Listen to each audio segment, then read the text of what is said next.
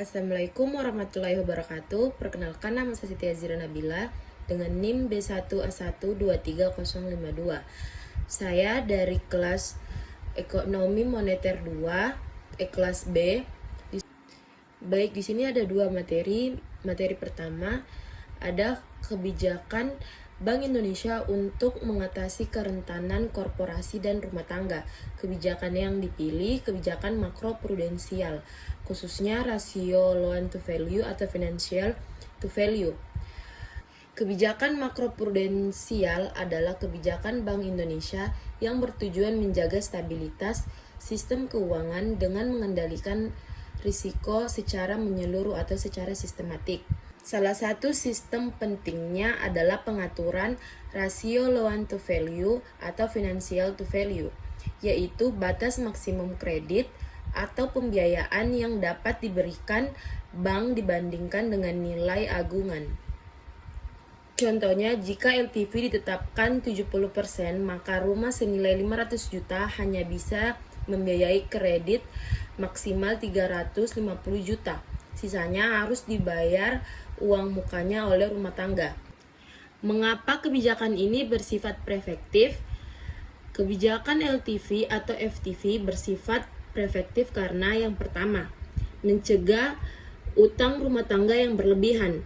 Dengan adanya batas kredit, rumah tangga tidak mudah berutang di luar kemampuan finansialnya, sehingga menurunkan risiko gagal bayar. Yang kedua, mengurangi risiko korporasi, properti, dan perbankan. Kredit yang lebih selektif membuat korporasi, misalnya pengembangan properti, tidak bergantung pada pembiayaan berlebihan, sehingga risiko kredit macet dapat ditekan. Yang ketiga, ada menjaga stabilitas sistem keuangan. Jika terjadi guncangan ekonomi, risiko kredit macet atau NPL dapat ditekan karena sejak awal kredit sudah disalurkan secara hati-hati.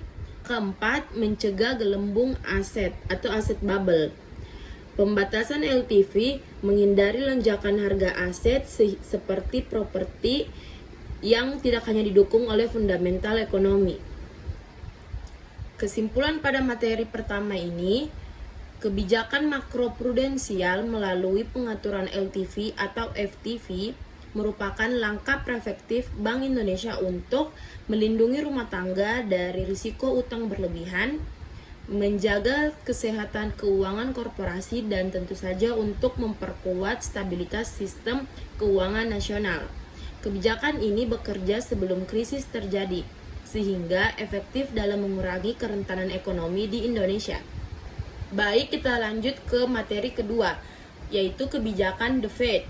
The Federal Reserve atau The Fed adalah Bank Sentral Amerika Serikat.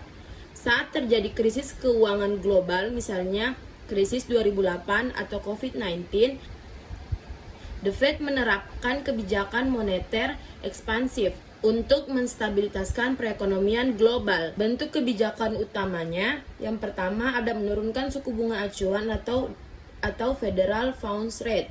Yang kedua, ada quantitative easing atau QE, membeli surat berharga pemerintah dan aset keuangan. Yang ketiga, ada penyediaan likuiditas yang besar-besaran ke sistem perbankan. Baik, berikut mekanisme atau transmisi kebijakan The Fed. Kebijakan The Fed bekerja melalui beberapa jalur transmisi. Yang pertama, suku bunga.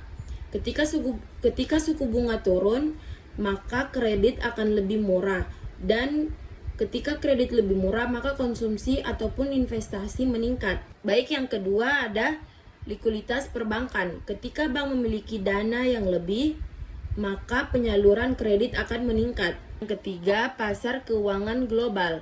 Stabilitas pasar keuangan AS berdampak ke pasar global karena AS pusat sistem keuangan dunia. Yang keempat, ada nilai tukar dan arus modal global. Kebijakan The Fed memengaruhi aliran modal ke negara berkembang. Mengapa dapat mengatasi krisis keuangan global? Baik, kebijakan ini efektif karena yang pertama, mencegah kolaps sistem perbankan. Yang kedua, menjaga kepercayaan pelaku pasar global. Yang ketiga, mendorong pemulihan ekonomi dunia. Dan yang keempat, mengurangi dampak krisis ke negara lain atau spillover effect. Baik, kesimpulan dari materi kedua ini yaitu kebijakan moneter ekspansif The Fed berperan penting dalam mengatasi krisis keuangan global melalui penurunan suku bunga, peningkatan likuiditas, dan stabilisasi pasar keuangan sehingga membantu pemulihan ekonomi dunia. Baik, berikut sumber-sumber kutipan yang resmi dan dapat dipercaya. Baik, sekian pemaparan materi dari saya. Saya akhiri. Wabillahi taufiq wa hidayah. Wassalamualaikum warahmatullahi wabarakatuh.